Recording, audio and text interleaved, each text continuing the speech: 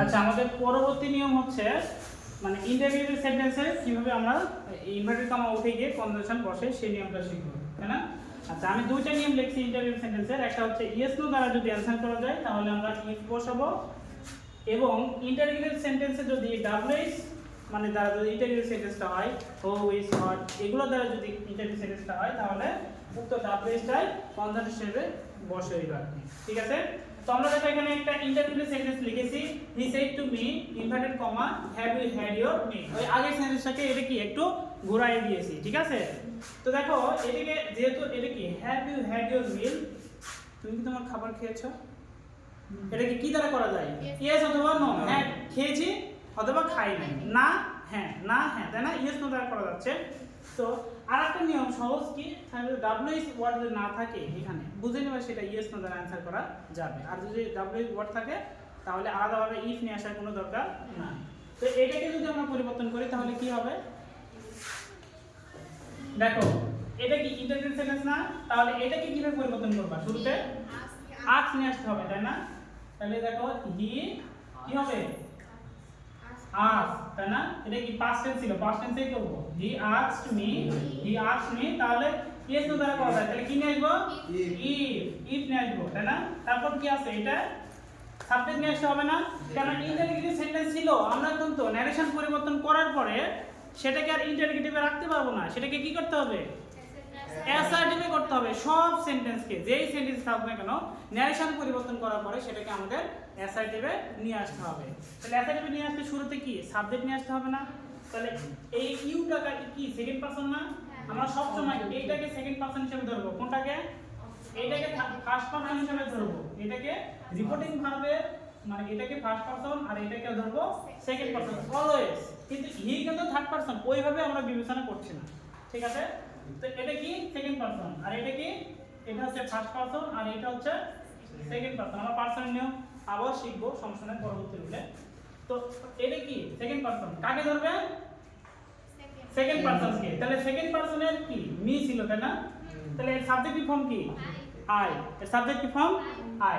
তাহলে he asked me if I, তারপর কি ভার্ব বসাও, এই কি পাস্ট টেন্স না? তাহলে কি হবে? হ্যাভ থেকে কি হয়ে যাবে? হ্যাড। হ্যাড থেকে কি হবে? হ্যাড। ইফ আই হ্যাড, এই যে এই হ্যাড তো আছেই খাওয়া, ইফ আই হ্যাড হ্যাড, এটা কি সেকেন্ড পারসন না? কি আছে? পজিটিভ আছে, কাকে ধরবে? এই যে সেকেন্ড পারসন কেই ধরবে। তাহলে মি এর পজিটিভ কি? মাই। তো ইফ আই হ্যাড মাই মিল। বুঝতো? এটা একদম অ্যাসার্টিভ হয়ে গেল, এখন আর প্রশ্নবোধক চিহ্ন দেওয়ার কোনো দরকার নাই। তার মানে কি ইন্টারভিউ ছিল ওইটাকে আমরা অ্যাসার্টিভে ট্রান্সফার করে নিয়ে আসলাম। আর যেহেতু মানে ইয়েস নো দ্বারা অ্যানসার করা যায় সেহেতু আমরা কমন হিসেবে কি বসালাম? ইফ বসালাম। ক্লিয়ার বিষয়টা? ওকে। দেখো আমাদের পরবর্তী নিয়ম হচ্ছে এই 3 নাম্বারটা, তাই না? এই ইন্টারভিউ সেন্টেন্স যদি ডাব্লিউএইচ কোশ্চেন দ্বারা শুরু হয়, ইন্টারভিউ সেন্টেন্স যদি ডাব্লিউএইচ কোশ্চেন দ্বারা শুরু হয় তাহলে কিভাবে আমরা ইনভার্টেড কমাটা পরিবর্তন করব, তাই না? আচ্ছা, আমরা এখানে লিখেছি ইন্টারভিউ সেন্টেন্সটা যদি ডাব্লিউএইচ কোশ্চেন দ্বারা শুরু হয় তাহলে উক্ত ডাব্লিউএইচ ওয়ার্ডটাই কনজাংশনে বলবে, অন্য কোনো কনজাংশন আনার দরকার নাই, ঠিক আছে? তো এখানে আমি একটা সেন্টেন্স লিখেছি, he said to me what is your name. সবাইকে বলেছে যে আমার মানে তোমার নাম কি, তাই না? এখানে কি দ্বারা শুরু হয়েছে? ডাব্লিউএইচ ওয়ার্ড দ্বারা। আলাদাভাবে কনজাংশন হায়ার করে নিয়ে আসার এখানে কোনো দরকার নাই, যেটা আছে সেটাই আমরা ওখানে রেখে দিব, ঠিক আছে? তাহলে এটা যদি আমরা পরিবর্তন করি তাহলে কি কি হবে? এটা হি, তাহলে এটা যেহেতু কি ইন্টারভিউ সেন্টেন্স এখানে কি দিতে হবে? আস্ক দিতে হবে। হি যেহেতু পাস্ট টেন্স ছিল হি আস্কড মি দিব, তারপরে এই যে ট্যান্ডিটিভ ভার্ব প্রিপোজিশন বসানোর কোনো দরকার নাই, এজন্য আমি কি দিলাম? মি দিলাম, ঠিক আছে? তারপর দেখো হোয়াট, হোয়াটে কোনো পরিবর্তন হবে না, ওটাই বলবে, তাই না? হোয়াট, তারপর কি হবে? আমি বলেছি এই ইন্টারগেটিভ সেন্টেন্সটাকে অ্যাসার্টিভ সেন্টেন্সে পরিবর্তন করতে হবে, তাই না? তাহলে পরিবর্তন করার সময় হটের পর কনজাংশনের পরে প্রথম দায়িত্বটা হচ্ছে সাবজেক্ট নিয়ে আসতে হবে। কি নিয়ে আসতে হবে? অ্যাসার্টিভ করতে হলে কনজাংশনের পরেই সাবজেক্ট নিয়ে আসতে হবে, কোনো কথা হবে না, ঠিক আছে? তাহলে সাবজেক্ট নিয়ে আসো কোনটা? ইউ থেকে। কি থেকে? ইউ থেকে। তাহলে এটা কি পারসন? Second person. তো এটা যদি সেকেন্ড পারসন হয় কাকে ধরবে? মি কে ধরবে।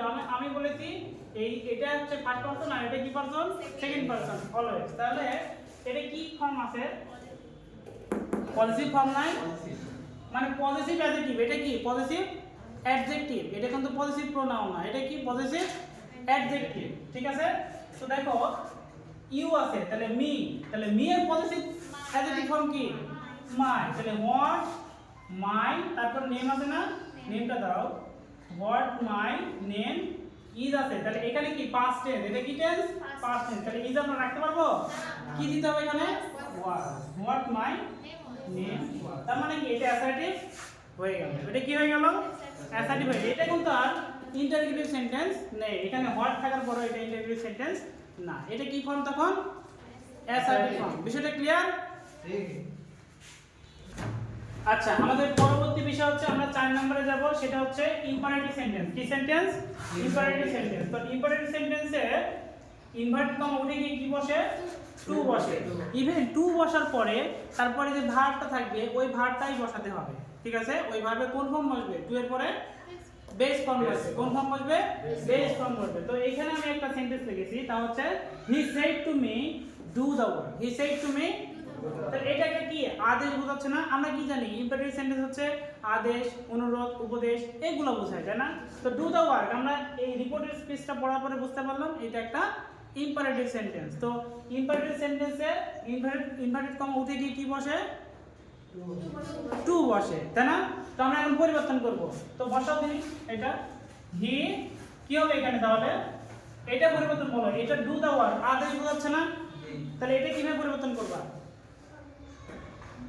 অর্ডার, অর্ডার, এটা কি হবে অর্ডার। হি, এটা পাস্ট টেন্স ছিল, পাস্ট টেন্সে করতে হবে, হি অর্ডার, হি অর্ডারড মি, হি কি আবার তুমি দ্যাট নিয়ে আসতেছো কেন? আমি বারবার বললাম যে এখানে দ্যাট আসবে না, ইম্পারেটিভ সেন্টেন্সে দ্যাট আসবে, আসবে না। হি অর্ডারড মি কি হবে তাহলে, টু ডু দা ওয়ার্ক। এটা ইম্পারেটিভ সেন্টেন্সের ন্যারেশন পরিবর্তন খুবই খুবই সহজ, কি বুঝলা? ঠিক আছে, বিষয়টা বোঝা গেছে? ওকে। আচ্ছা, আমাদের পরবর্তী রুলস হচ্ছে এক্সক্লেমেটরি সেন্টেন্স, তাই না? 5 নম্বর। তো এক্সক্লেমেটরি সেন্টেন্সে দেখো ইনভার্টেড কমা উঠে যায়, তারপর হচ্ছে কি বসে, দ্যাট বসে। কি বসে কন্ডিশনাল হিসাবে, দ্যাট বসে। তো এখানে দেখো আমি একটা एग्जांपल লিখেছি, he said to me hurrah we have won the game, তাই না? তো এখানে এটা দেখেই বোঝা যাচ্ছে এই যে এক্সক্লেমেটরি একটা মানে সাইন দেওয়া আছে, এটা দেখে বোঝা যাচ্ছে এটা এক্সক্লেমেটরি সেন্টেন্স, তাই না? মনের আবেগ প্রকাশ করবে, ওকে। তো এখানে দেখো যদি এটা এক্সক্লেমেটরি সেন্টেন্স হয় তাহলে এটা কি দ্বারা পরিবর্তন করতে হবে, এক্সক্লেম উইথ জয়। যেহেতু এটা হুররা দেওয়া আছে মানে আনন্দ প্রকাশ করতে, আর যদি দুঃখ প্রকাশ করতে তাহলে কি হইতো, আচ্ছা তাহলে আমরা করি এটা, হি এটা কি হবে, এক্সক্লেম, হি এক্সক্লেম উইথ